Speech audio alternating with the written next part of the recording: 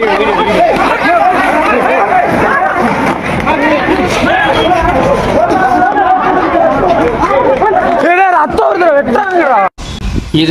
வன்மையாக கண்டிக்கத்தக்கது. தமிழ்நாட்டுக்குள்ளே வந்து ஒரு வேலை தேடி வந்த வட மாநிலத்தவர்கள் 20க்கும் மேற்பட்டு ஒரு தமிழனை அடித்ததை நான் வன்மையாக கண்டிக்கிறோம். பாருங்க மக்களே, இன்றைக்கி தமிழ்நாட்டில் தமிழர்கள் வாழ்கிறதுக்கு முடியாது போல இருக்கு. தமிழ்நாடு முழுக்க இப்போ வட மாநிலத்தவர்களோட பலம் அதிகரிச்சுட்டு வருது, தமிழர்களோட பலம் குறைஞ்சிக்கிட்டு வருது. ஒரு திமுக பிரமுகரை சாப்பிட்ற இடத்துல கும்பலாக கனாப்பனான்னு கத்திட்டு இருந்துக்கிறானு ஹிந்தியில். இவர் திமுக பிரமுகரில் அந்த கெத்து இருக்க தானே செய்யும். அவனுங்க மிரட்டினா ஓடிடுவானுங்கன்னு சொல்லிட்டு மிரட்டி இருக்கிறாரு. மிரட்டினவனே அதில் ஒருத்தர் தென்னாவட்டில் பேசினே இருந்துக்கிறான், சிகரெட் வேறு பிடிச்சிருந்துருக்குறானுங்க. அப்போ என்ன நடந்துருக்குன்னா, அவர் வந்து ஒரு அடி கொடுத்துருக்கிறார்.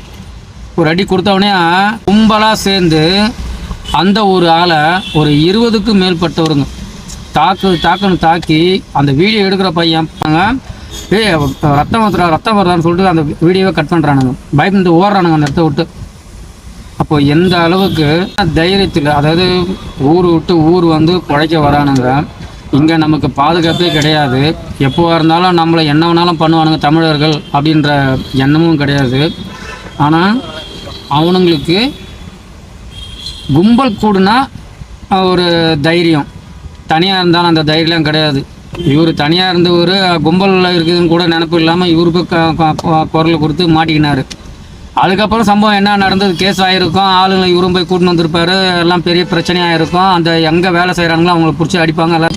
புதிய சிஎம் விஜய் சார்கிட்ட ஒரே ஒரு கோரிக்கை, தமிழர்களுக்கு வேலை வாய்ப்பு முன்னுரிமை கொடுக்கணும். தமிழர்களுக்கு முன்னுரிமை, அதாவது ஒரு கம்பெனி திறக்கிறாங்கன்னா அவங்களுக்கு முதல்ல தமிழர்களுக்கு முன்னுரிமை கொடுக்கணும்.